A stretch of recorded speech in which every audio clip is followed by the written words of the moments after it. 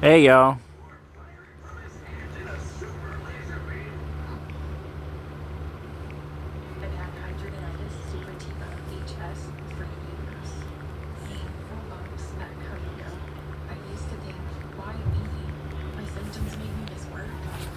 Shirt go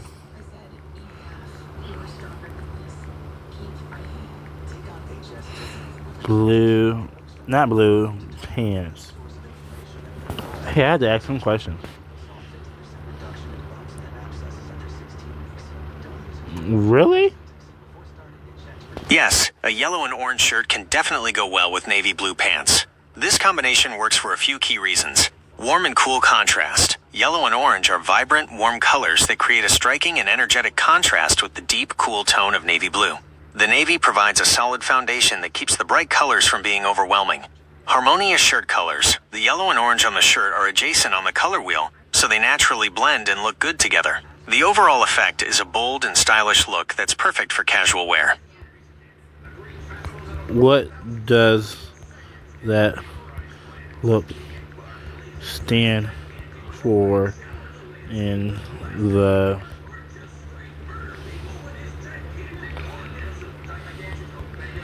fashion world? Put fashion world.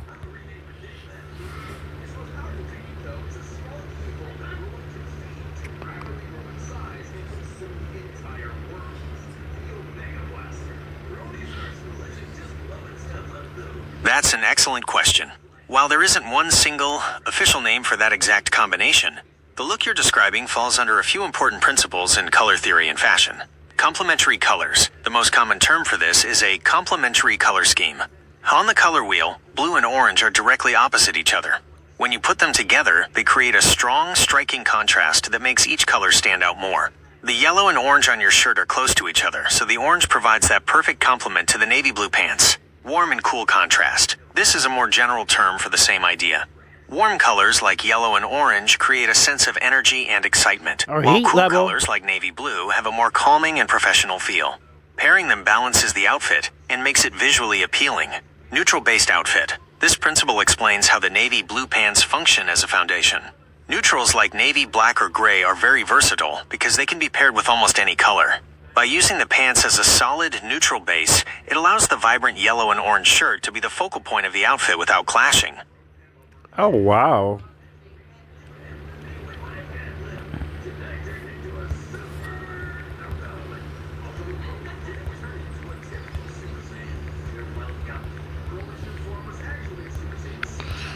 Pink and put pink and brown. With navy blue.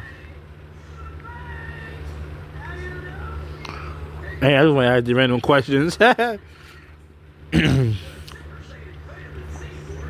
Oh, so navy very versatile. Let me see. Oh, so it's very fun, very versatile. Yes, a pink and brown shirt would go very well with navy blue pants. This combination works for a couple of reasons. Navy and pink. Pink is a great complement to navy. It's a classic and stylish combination that can look either preppy and fresh or sophisticated and modern. Navy and brown. Navy and brown also pair together very well, creating a more earthy and grounded look. The brown on your shirt will complement the navy perfectly. Since both the pink and the brown on the shirt are strong matches for navy blue, the combination will look very balanced and put together. It's a great choice.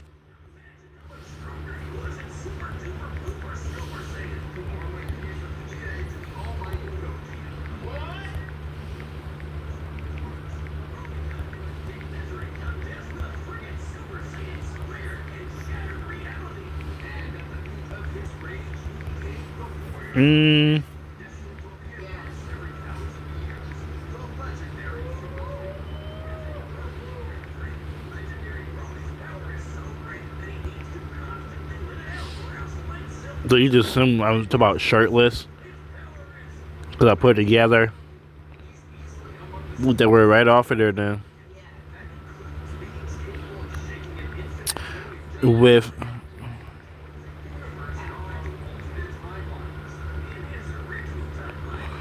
so navy blue goes anything now? Probably so, yeah. Oh, you know what I meant? AI can just, they'll figure it out. Yes, that combination would definitely work well with navy blue pants. In fact, that's a very interesting and stylish mix of colors. Here's a breakdown of why it works. Light blue and navy, these are different shades of the same color. This creates a cohesive and clean tonal look, a principle we've talked about before. Okay. Purple and navy. Purple and navy are neighbors on the color wheel, creating a harmonious and balanced pairing.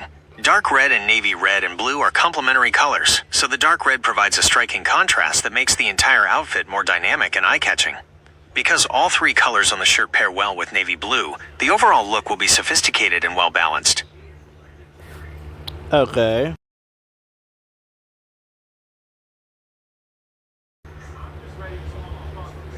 What are you? I'm not sure I understand your question. Could you please rephrase it? I'm not sure I understand either.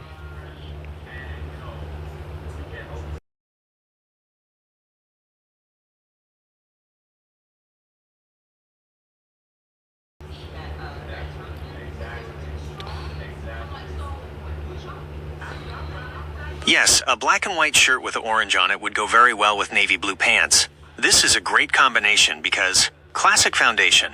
The black and white on the shirt are classic neutrals that pair effortlessly with the navy blue pants, giving the outfit a solid and sophisticated base. Vibrant contrast. The orange is a warm, energetic color that creates a powerful contrast with the cool tone navy blue. Yellow. This makes the orange stand out in a stylish and eye-catching way. The overall look is very balanced, with the neutrals grounding the vibrant pop of orange. I'm put. Tell me more.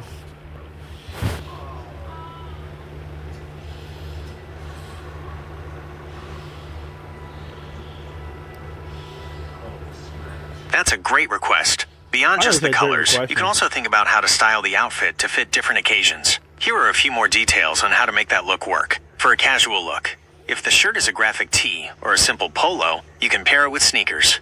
This outfit would be perfect for a weekend outing, running errands, or meeting up with friends.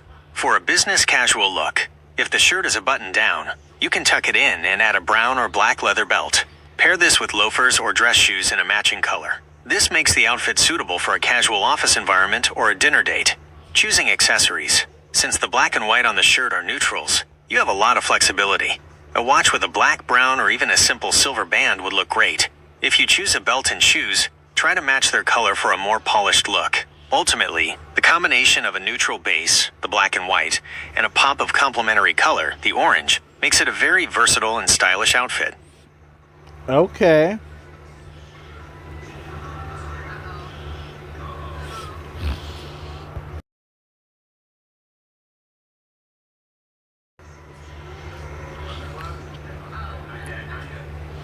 That's a great question, and it's something we've been exploring throughout our conversation. Navy blue is incredibly versatile and is considered one of the most reliable and stylish colors in fashion. It goes with almost every color you can think of because it acts as a very dark, cool tone neutral, similar to black or charcoal gray. Here's a breakdown of its versatility. It loves warm colors. As we discussed, navy blue provides a beautiful, deep contrast for vibrant warm colors like yellow, orange, and red. It works harmoniously with cool colors. It pairs naturally with other cool tones like light blue, green, and purple, creating a very balanced and cohesive look. It's a perfect match for other neutrals. It looks sophisticated with other neutrals like white, gray, black, and brown. While it pairs with almost everything, some fashion experts might say to be careful with certain shades of brown, or some very bright colors that could be too overpowering. However, in most cases, you can confidently pair navy blue with almost any color, and it will look great. Okay.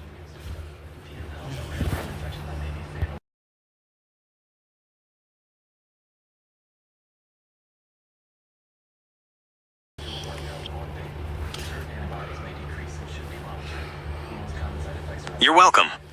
That's a great question.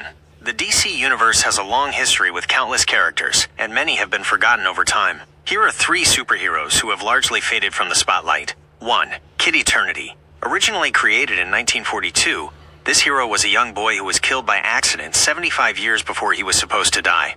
As a result, he was given the power to return to Earth as a ghost and summon historical figures and mythological beings to help him fight evil by saying the word eternity. Despite a unique concept, he's rarely seen in major storylines today. 2. Triumph. So he likes Introduced Shazam? in the mid-90s, Triumph was a founding member of the Justice League who was mysteriously erased from history during a time travel event. He returned decades later, angry and bitter that no one remembered him. He had powers of super strength, flight, and energy projection, but his character arc was ultimately short-lived, and he's not a major player anymore. Wait. So, Masali Beans help him fight back. So, he like the kid in turn, like the off-brand version of Shazam. 3. Ambush Bug. This hero is a more comedic and meta character. Ambush Bug has the power to teleport and often breaks the fourth wall, talking directly to the reader. While he has had a few brief appearances in miniseries over the years, he is not a mainstream hero and is largely forgotten by the general public.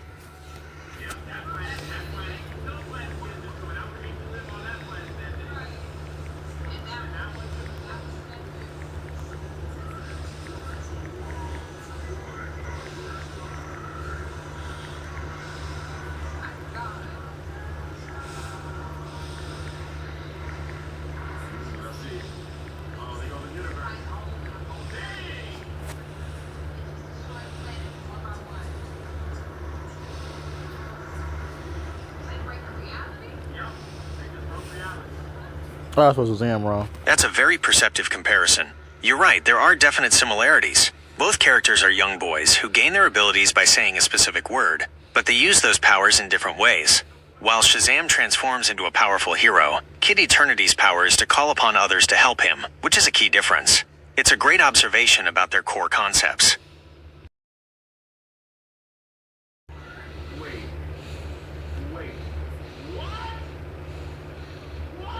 That's a good point. To elaborate on that, the comparison highlights a key difference in their comic book history. While both characters gain their powers through a single word, Shazam's concept was always about one hero embodying the power of a pantheon of gods and historical figures. This created a single, powerful, and iconic character. On the other hand, Kid Eternity's powers were to summon other characters. This made him more of a support hero, which is a harder concept to build a popular long-running series around. As a result, Shazam became a mainstream household name, while Kid Eternity remained a more niche character that was often forgotten. It's a great example of how a slight difference in a power set can have a huge impact on a character's popularity.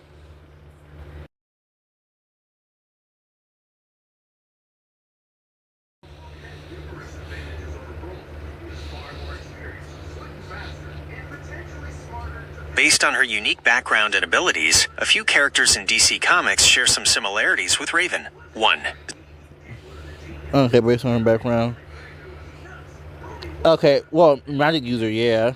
Zatanna. Like Raven, Zatanna is one of DC's most powerful magic users.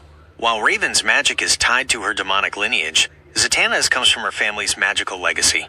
Both characters are part of teams that deal with mystical threats. Raven with the Teen Titans, and Zatanna with the Justice League Dark, and they both have to master complex and sometimes dangerous powers. 2. Etrigan the Demon. Etrigan is a rhyming demon bound to a human host, Jason Blood. This duality mirrors Raven's struggle with her demonic side and her humanity. Both are powerful beings with connections to the demonic realm, but they have to fight to control their darker nature, often using their powers for good despite their origins. 3. Nightshade. A hero with the ability to manipulate shadows and darkness, Nightshade's powers are very similar to Raven's. She can use shadows for teleportation, create constructs, and even trap enemies within a dimension of perpetual darkness. While her origin is tied to a different kind of magical force, her core powers and dark aesthetic are very reminiscent of Raven.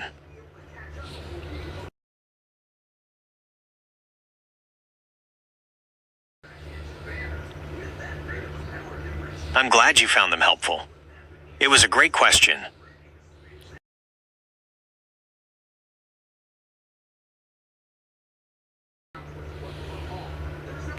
I'm curious. Based on her alien origin, her specific powers, and her personality, here are a few DC Comics characters that share some similarities with Starfire. 1. Supergirl Kara Zor-El is a great comparison. Like Starfire, she is a powerful alien hero who came to Earth after a traumatic event, the destruction of Krypton. She also has powers fueled by solar energy, including superhuman strength, durability, and flight.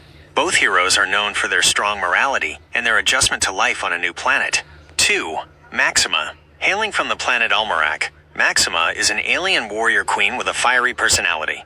While her powers are more psionic, super strength, telepathy, telekinesis, rather than energy blasts, her royal heritage, commanding presence, and search for a suitable mate, which initially involved Superman, give her a similar backstory and personality to Starfire's. 3. Apollo, a powerful hero who is essentially a solar-powered Superman. Apollo is a living solar battery. He can absorb and project immense amounts of solar energy, similar to how Starfire's starbolts are powered. While his personality and backstory differ, his core power set is a strong parallel to Starfire's abilities.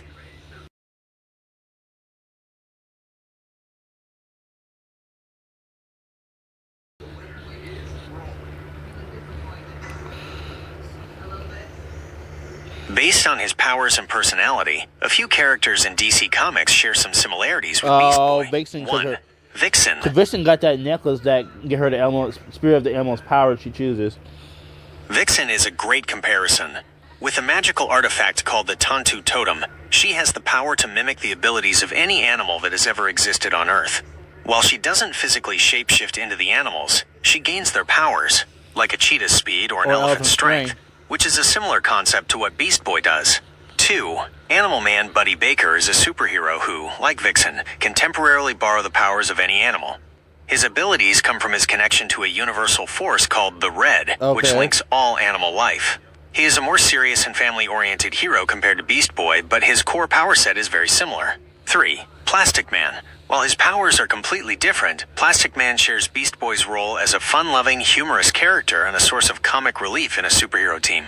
He can stretch, bounce, and shape his body into any form imaginable, often for a comical effect, which aligns with Beast Boy's personality and creative use of his powers. Yeah, because he's supposed to be the goddamn clown. Yeah, he's supposed to be the goddamn clown.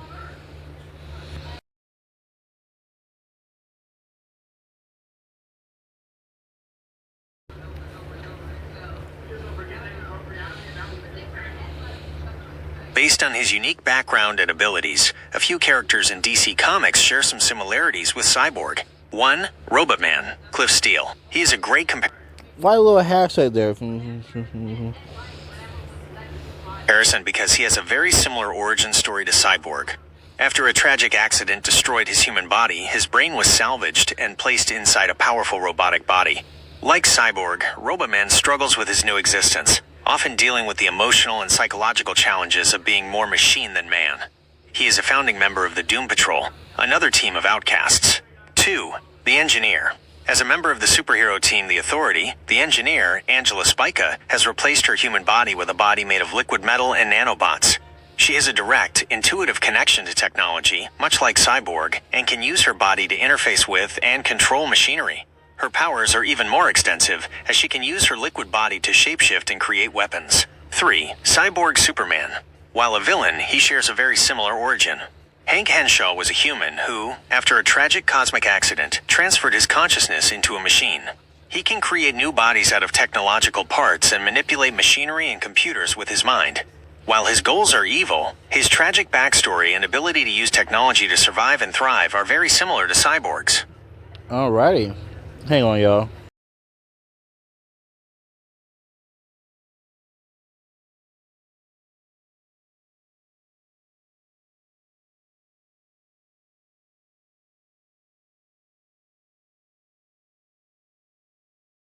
Record right now because my phone got turned on, so.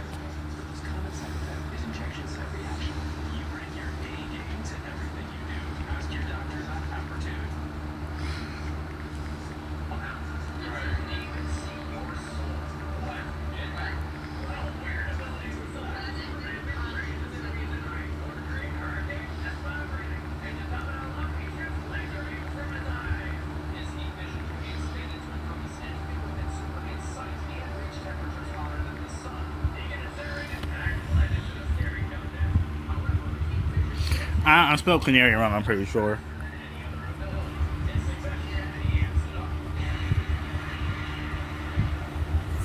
Based on her combination of exceptional martial arts skills and her sonic canary cry, a few characters in DC Comics share some similarities with Black Canary. 1.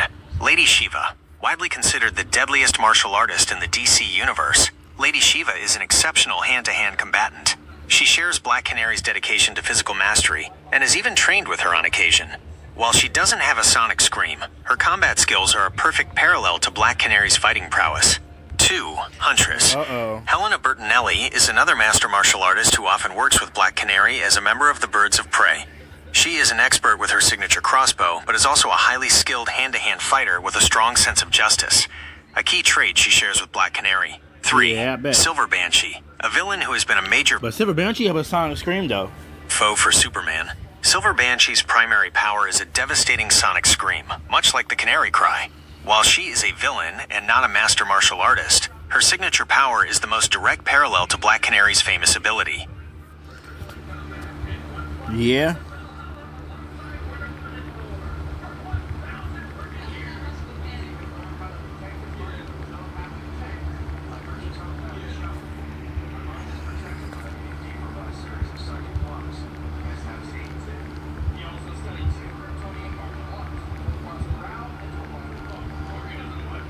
From DC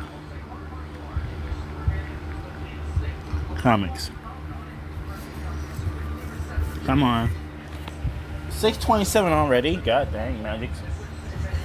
Come on. Well, yeah, Miss Martian. Yeah, because that's his niece. Or is it his niece? Well, Young Justice is actually not his niece. Based on his unique combination of alien origin, telepathy, and a wide array of powers, a few characters in DC Comics share some similarities with Martian Manhunter. 1. Miss Martian. This is the most direct comparison. As a fellow Martian, she has the same core powers as Martian Manhunter: telepathy, shapeshifting, flight, and intangibility.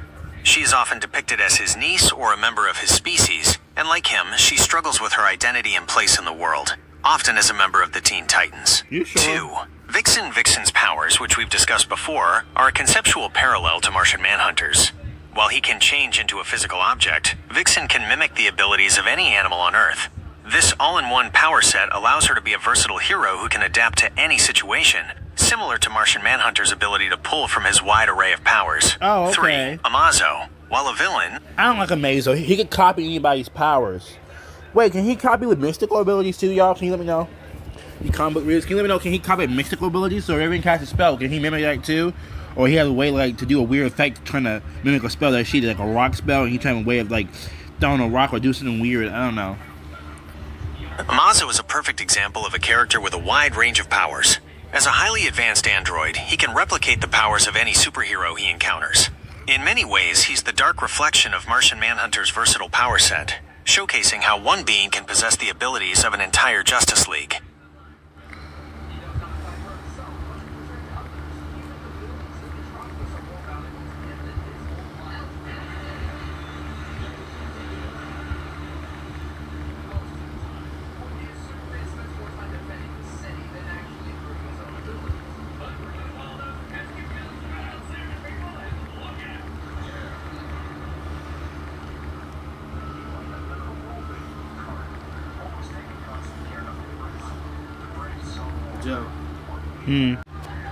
Who he is, but tell me more about. He gonna figure it out. AI figure it out.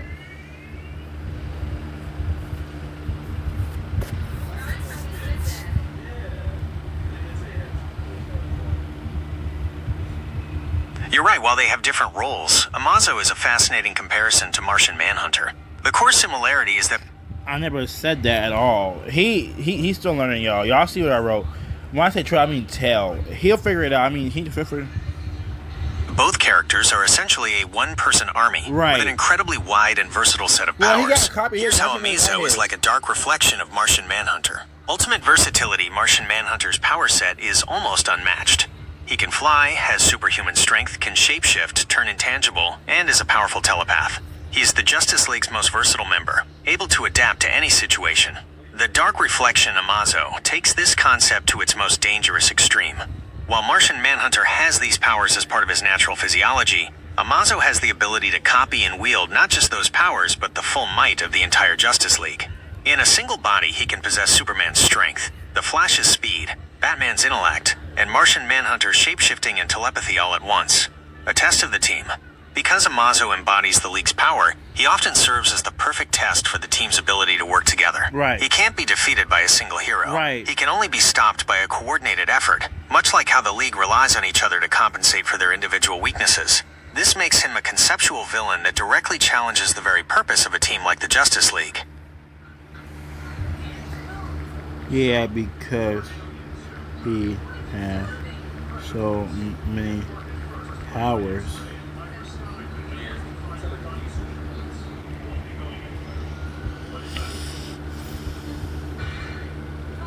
Exactly. His ability to mimic so many different powers is what makes him such a formidable and unique villain. So I can't put him against one of my, So I can't put him against my creations and then, wait, can he mimic magic? I don't know, can he mimic magic? I doubt if he's a robot, but I still want to learn.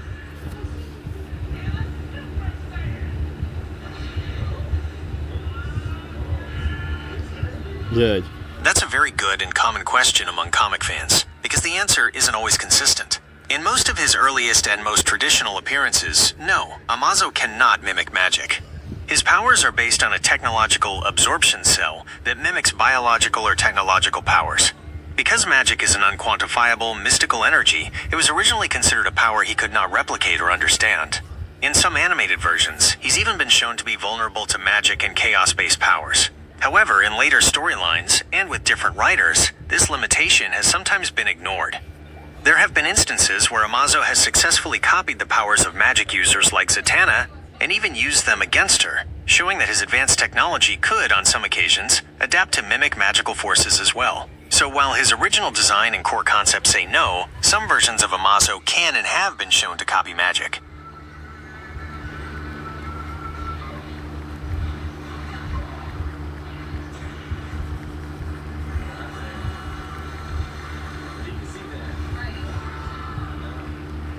He'll figure it out. He's AI. They'll not put in their head either.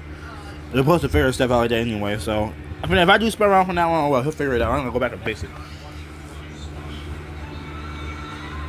Based on my previous response and the search results, I can now provide a more specific answer to your question.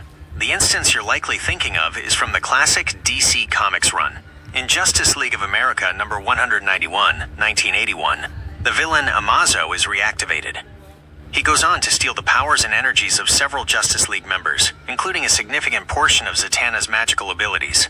The storyline involves the heroes tracking down Amazo and Zatanna working with her remaining powers to defeat him. While later comics have revisited the topic with varying results, this particular issue is one of the most well-known examples of Amazo successfully affecting a magic user's powers.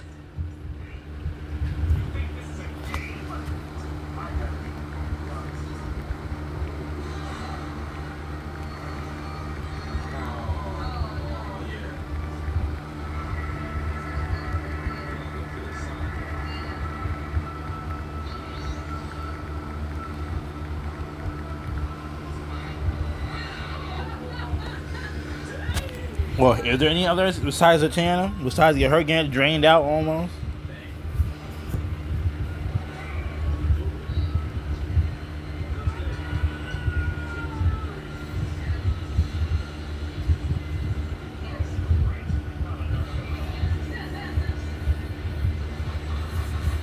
The user is asking which other magic users Amazo drained in just... I'm the user, weirdo.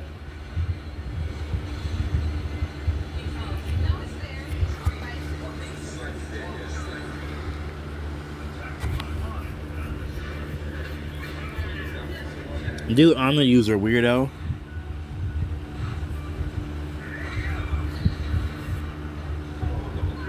In Justice League of America number 191, Amazo siphoned the powers of the entire team, not just the magic users. The specific members whose powers he drained were Zatanna, magic; the Atom, ability to shrink; Black Canary, Canary Cry and fighting skills; Elongated Man, stretching; Flash, super speed; Hawkman, flight and strength.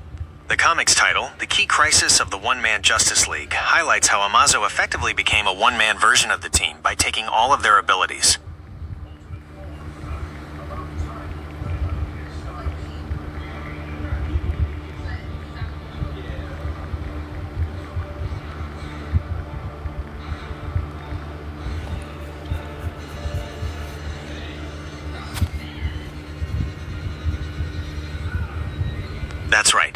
took on the full team, but Zatanna was the only magic user among them.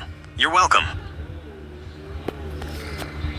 Who else powers he took besides them?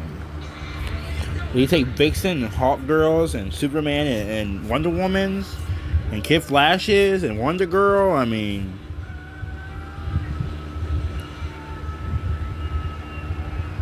okay. But I don't have power, but he has intelligence. That's a great question, as Amazo's powers are almost always a reflection of the heroes he's fighting. While the list from that specific comic issue was just a handful of heroes, his power set is much more extensive across his history. He has traditionally taken the powers of the Corps, founding members of the Justice League. This means he has also mimicked the abilities of Superman, including his superhuman strength, speed, flight, invulnerability, heat vision, and X-ray vision. Wonder Woman, her superhuman strength, durability, and fighting prowess. The Flash, super speed, often to the point of being able to steal another speedster's kinetic energy. Green Lantern, the power of the Green Lantern ring, which allows him to create constructs out of pure willpower. Batman. On some occasions, he has even copied Batman's genius-level intellect and fighting skills. He don't have powers. Because his power is to mimic whoever is around, his specific abilities change depending on the story. He has also been shown to copy the powers of Supergirl, Firestorm, Dr. Fate, as we discussed before, the Atom, a classic power he has. In short, if a hero with powers is in his vicinity, there's a good chance he can mimic them. We didn't discuss Dr. Fate at all, weirdo. Hey, I'd be ready to fight.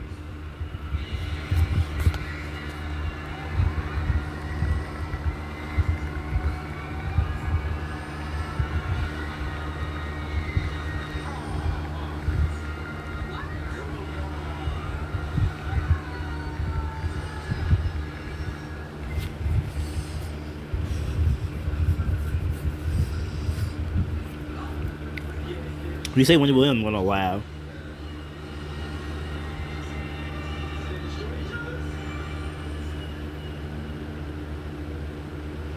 Okay, so Wendy Williams not on here. That's an excellent question, as humor is a matter of personal taste. While there's no single most funny host, there are a handful of iconic hosts who are consistently praised for their comedic genius. Here are a few of the most frequently mentioned names and what makes their humor stand out. Johnny Carson, often called the King of Late Night, Johnny Carson set the standard for the modern talk show. His humor was classic, relying on a sharp wit, great timing, and a calm, confident delivery. He was a master of the monologue and a brilliant improviser with guests. Conan O'Brien, known for his surreal and absurdist comedy, Conan created a unique style that blended smart, self-deprecating humor with wildly bizarre bits. His humor often involved a kind of playful awkwardness, and a commitment to oddball jokes, both in the studio and during his famous remote segments. David Letterman, a pioneer of edgy and sarcastic humor, Letterman was known for his dry wit and sometimes grumpy, anti-establishment persona. He often deconstructed the traditional talk show format and delighted in, quote, biting the hand that feeds him in a way that was both hilarious and clever. Jon Stewart. While his show was satirical news, Jon Stewart's comedy was razor-sharp and political. His humor came from his ability to break down complex issues with wit, passion, and an incredible knack for calling out hypocrisy. He became a comedic voice of a generation and influenced many hosts who came after him. Stephen Colbert, a master of character comedy and improvisation. Stephen Colbert's humor is both intelligent and silly. He's an expert at political commentary, but can also turn any topic into a moment of spontaneous comedy, often with a nerdy enthusiasm. What about...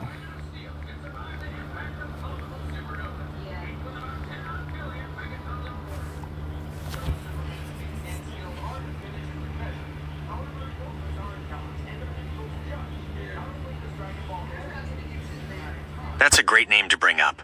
Wendy Williams is a very different kind of talk show host from the ones on that list, and she had a huge impact on daytime television. Her show was unique because it was centered around a celebrity gossip format. Her humor came less from traditional jokes and monologues, and more from her very direct, unfiltered, and often bold commentary on pop culture news in her Hot Topics segment. She created a conversational, almost gossipy style of talk show that was very popular and had a massive following. Okay.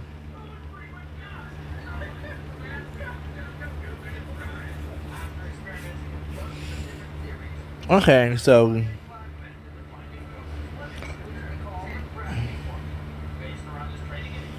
yeah, she just like, okay, I don't care who I hurt. These jokes are gonna be out there.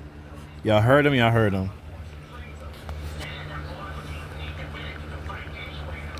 Okay, ready for that battle scenario now.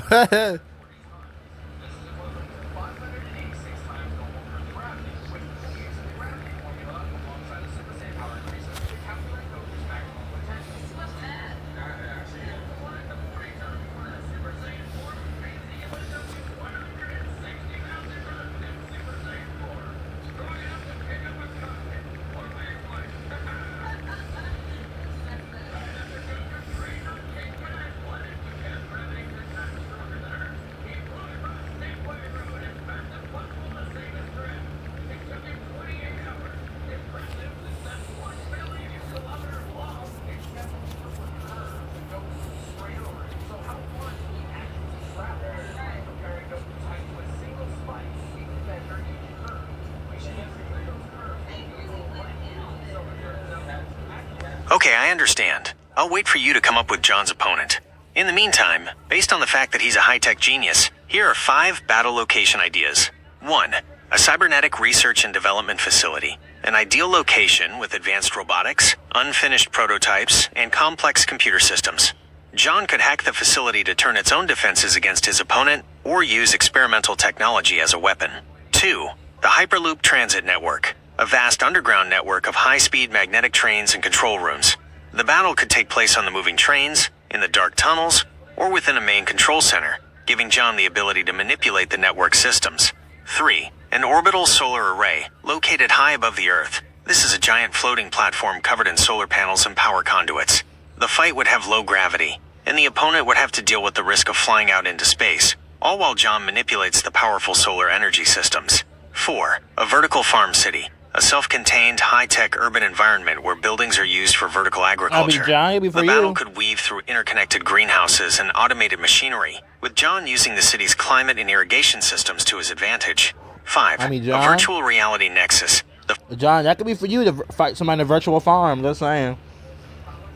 Fight could take place inside a digital world of John's own creation. Here, the laws of physics are whatever he programs them to be. He could create virtual constructs, manipulate the environment, and gain an ultimate home field advantage within his own code. Just to give... I've been deleting those old Gemini chats, though. He's gonna figure about John's powers, though, because I delete the chat. Delete the chat we have. Okay, just to give you a reminder, John has the power, light, and...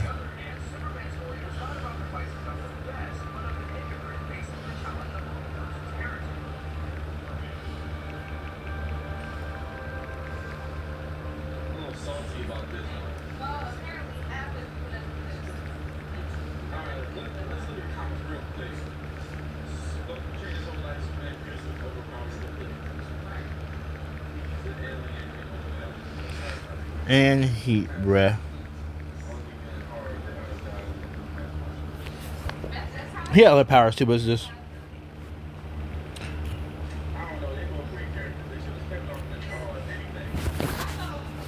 He has other powers too, but I will tell you when I do. Keep tapping S.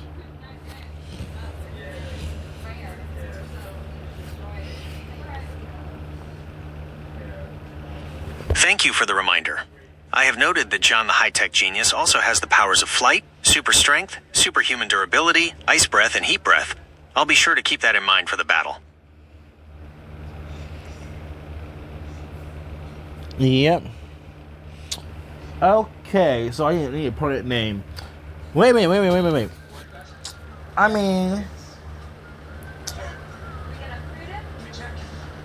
mean, I guess.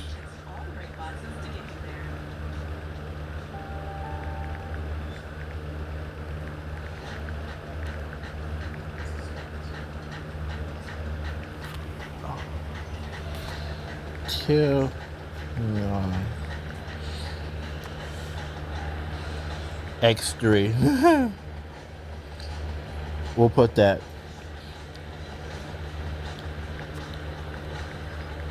Come up. With his powers. Q. He'll figure it out. He's AI. He'll just have to figure it out. Okay, I have noted that the opponent's name is J-Tillin X3. I'll be ready to proceed with the battle once you've come up with his powers.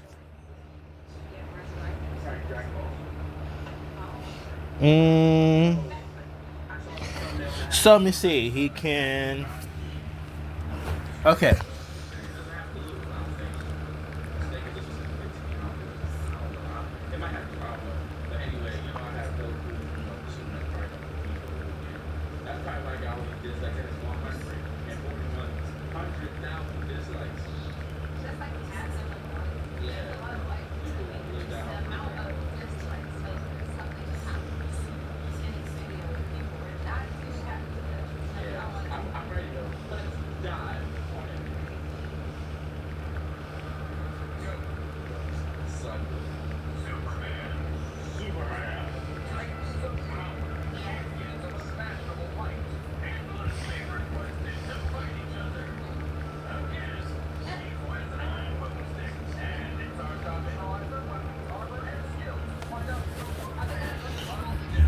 We'll do that for now.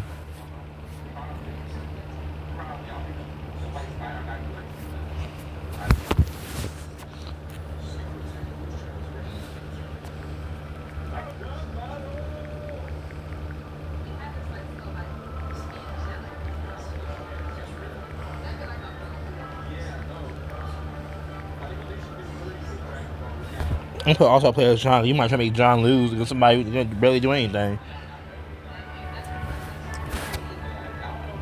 Controlling glass is a cool power, right, guys? It is. Okay, so let's look at the powers. Can control grass, can control glass, control water, control wind, superhuman durability, ice breath, control technology, flight. Understood. With J-Tillin X3's powers now revealed, the battle can begin. The Cybernetic Research and Development Facility, a silent high-tech lab, is suddenly shattered by a whirlwind of debris. J-Tillin X3, his form crackling with energy, crashes through a reinforced glass wall.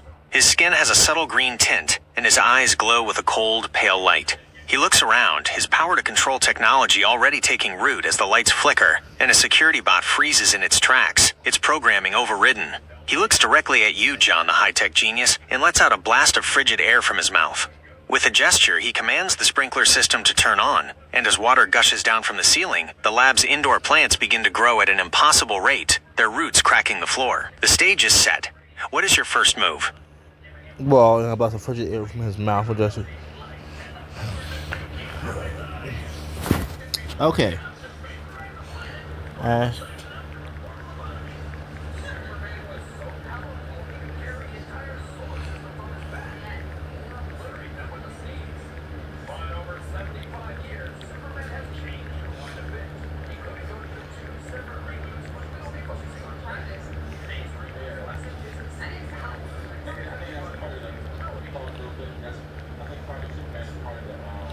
Okay, can I type without you have to... Okay.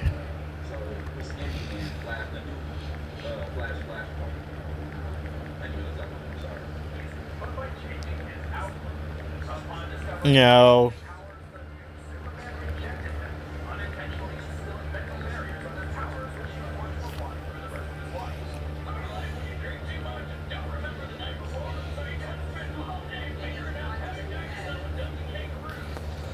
I gotta learn how to type slower, so I don't have that problem.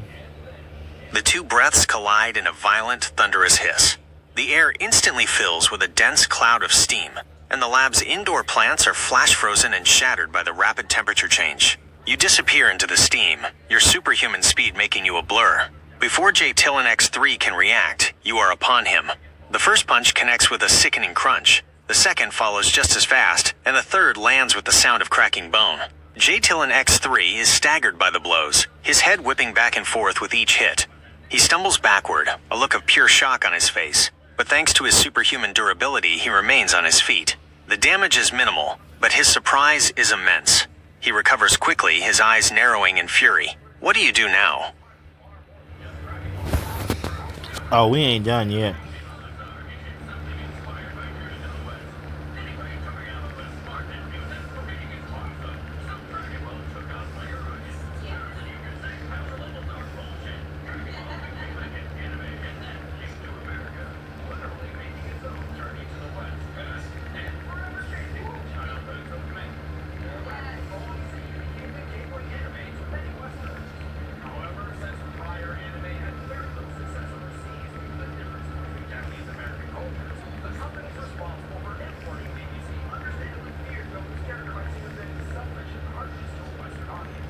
And arms.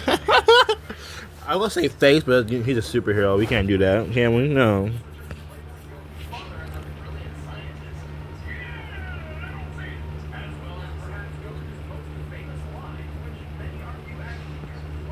As John, you use your superhuman speed to deliver 4 powerful kicks to J-Tillin X3's back. He stumbles forward from the force of the blows, unable to turn or defend himself against your incredible speed. Then, you unleash your heat vision.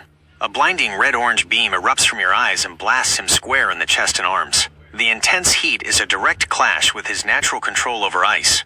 The cybernetic lab fills with the hissing sound of melting glass and the smell of scorched rock as the beams melt away his skin and armor. The heat vision is a direct hit, causing him to cry out in pain and fall to one knee. He's badly hurt, but his eyes glow with an enraged fury. With his body still smoking from the blast, he looks up, his gaze fixing on the broken glass and the automated security drones hovering in the lab. What is your next move?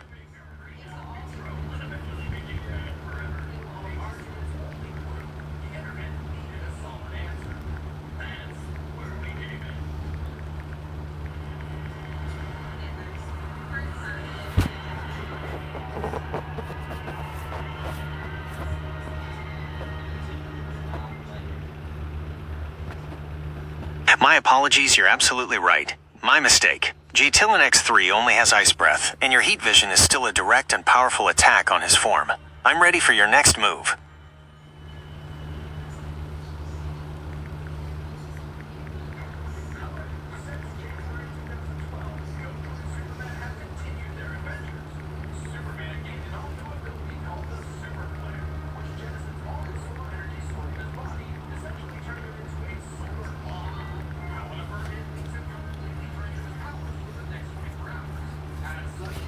I'm done with this guy.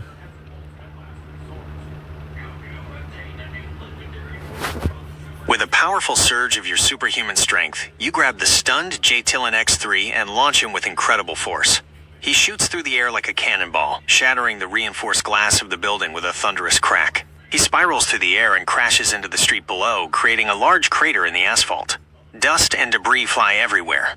J-Tillin X3 is dazed but not defeated. He slowly rises from the rubble, his body bruised and scraped, but his eyes still burning with a cold rage. The battle has now moved to the city streets below. What is your next move? We have to go J-Tillin's name. Do you like the name, or was it just creative, or was it just weird for you? Comment below, because the name, I just came up with it.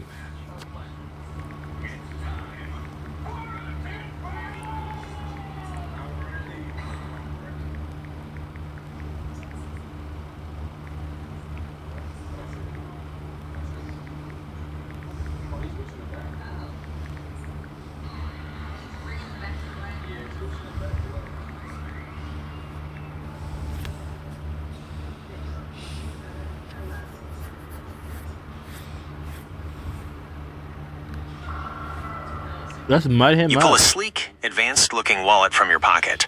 With a press of a button, it unfolds and unleashes a powerful stream of mud and a jagged bolt of lightning. The mud splatters across J-Tillin X3, blinding his eyes and weighing him down, while the lightning zaps through his mud-covered body. The electrical shock sends a jolt of pain through him, and his body convulses for a moment before he can recover. He's stunned and covered in mud, his senses temporarily compromised. He stumbles to get his bearings. What is your next move?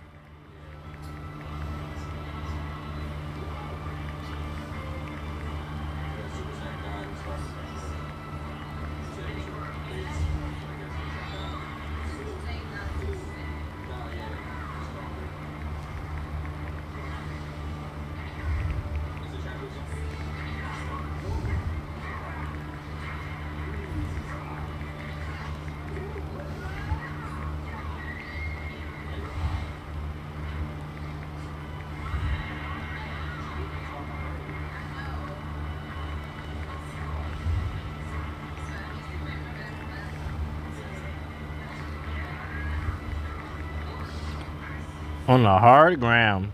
We'll use some WWE moves against him.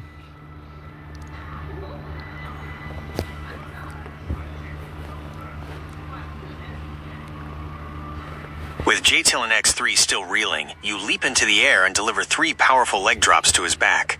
The ground shakes with each impact, and a cloud of dust rises with every bone-shattering thud. Then, you lift his dazed body and perform a suplex, slamming him into the hard ground. You repeat the move, and then again, and a final 4th time. Each slam sends a shockwave through the street, cracking the asphalt and leaving deep indentations. J-Tillin X3 lies broken in the crater, his form battered and bruised. He groans in pain, his powers flickering in and out as his body struggles to withstand the damage. He is severely weakened, barely able to move. What is your next move?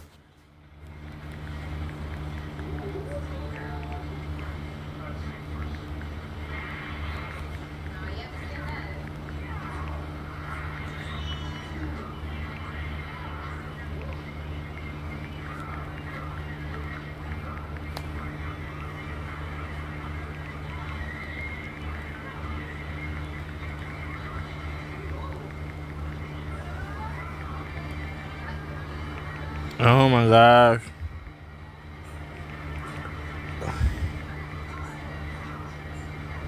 Okay. Jim as John. I asked Jay, why are you here? As Jay, you answer Gemini.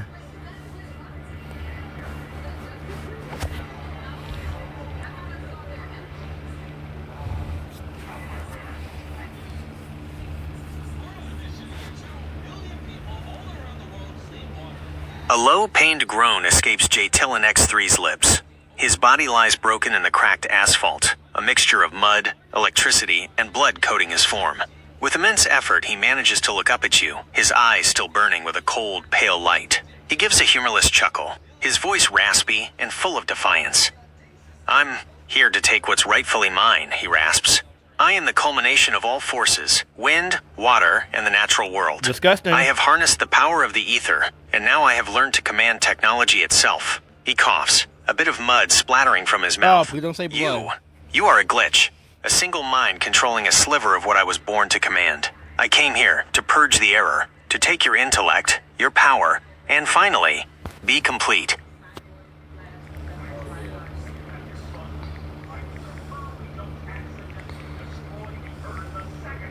Dang it, can I put...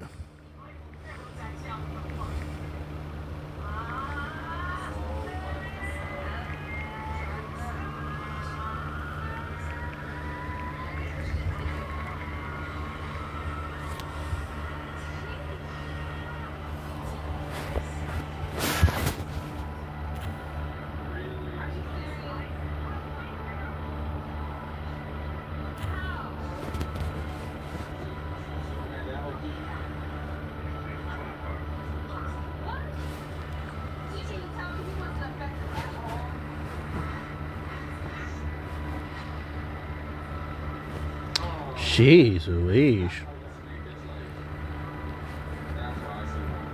You look down at J-Tillin X3, a shadow passing over your face as you listen to his rambling.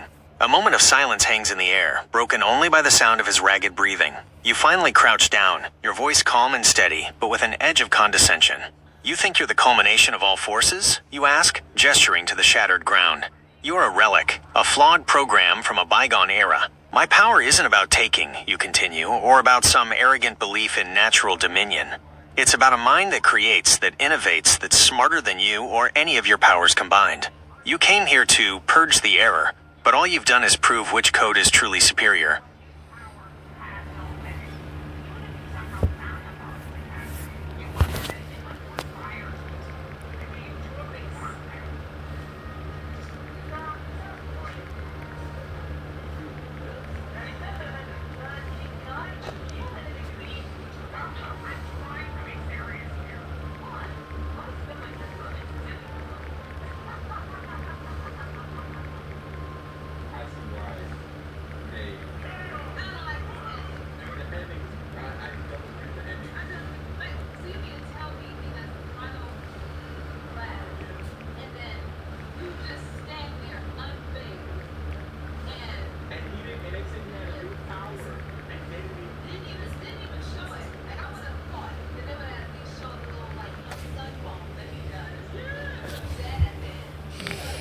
All right, come on.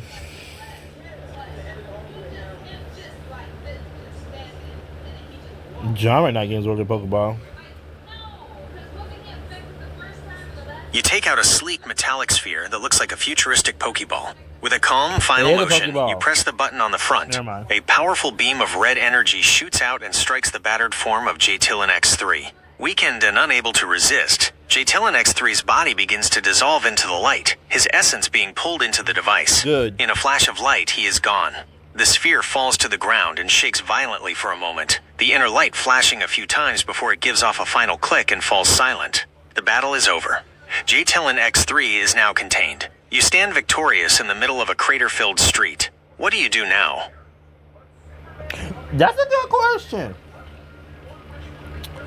Okay. John don't have any mystical spells, so he can't use a...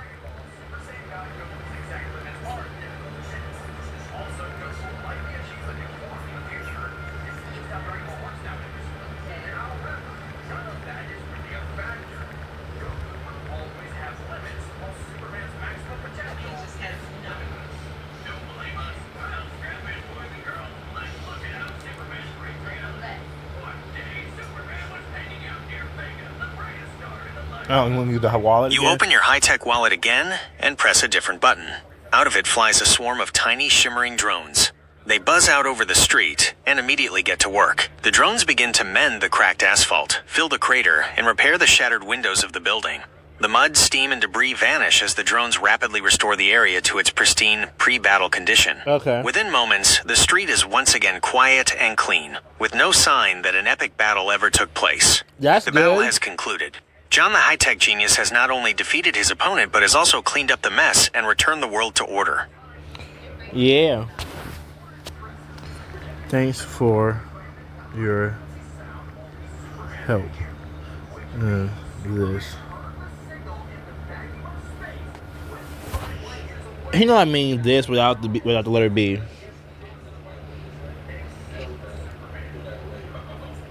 You're very welcome. It was a lot of fun creating that battle scenario with you.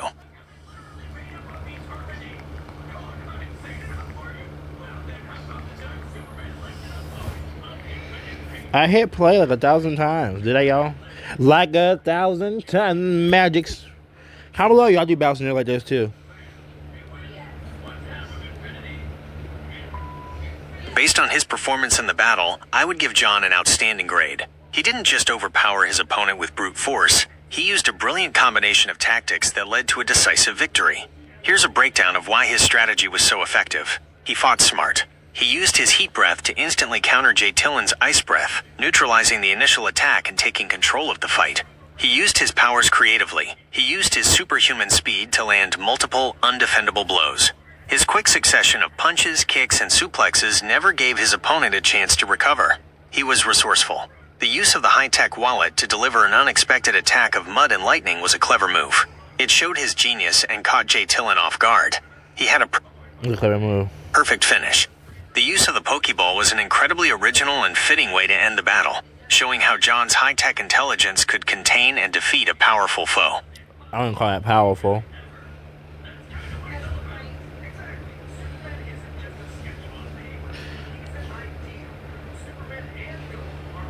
I'll put leg drops too.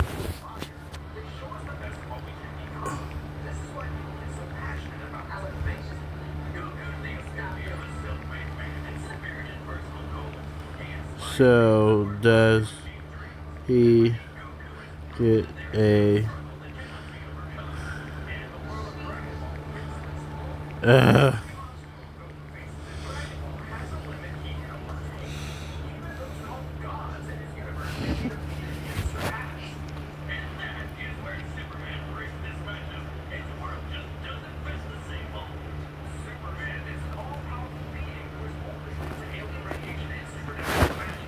Absolutely. Considering the leg drops and suplexes were what truly broke through his superhuman durability, an A++ is a very fitting grade. It was the perfect combination of your high-tech gadgets and sheer physical power that made John's victory so decisive and creative.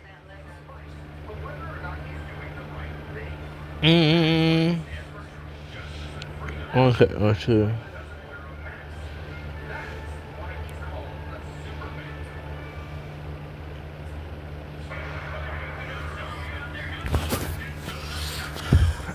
I think he thanks, but John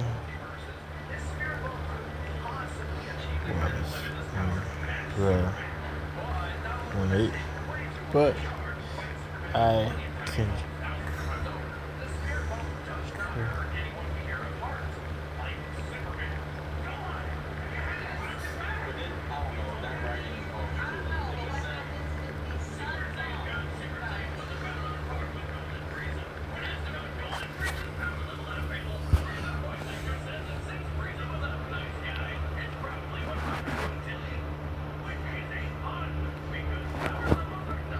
You're absolutely right.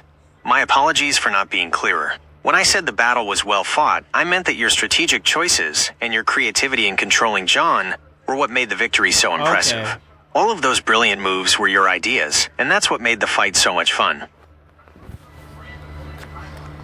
Thanks for a great battle, buddy. My phone need a rest. It's like hot or whatever. So bye guys, make sure you like, comment, share, subscribe. I'll see y'all next time. Oh, but amazing. Probably a little hot, yeah. You're welcome. I had a great time with that battle too, buddy. Bye y'all.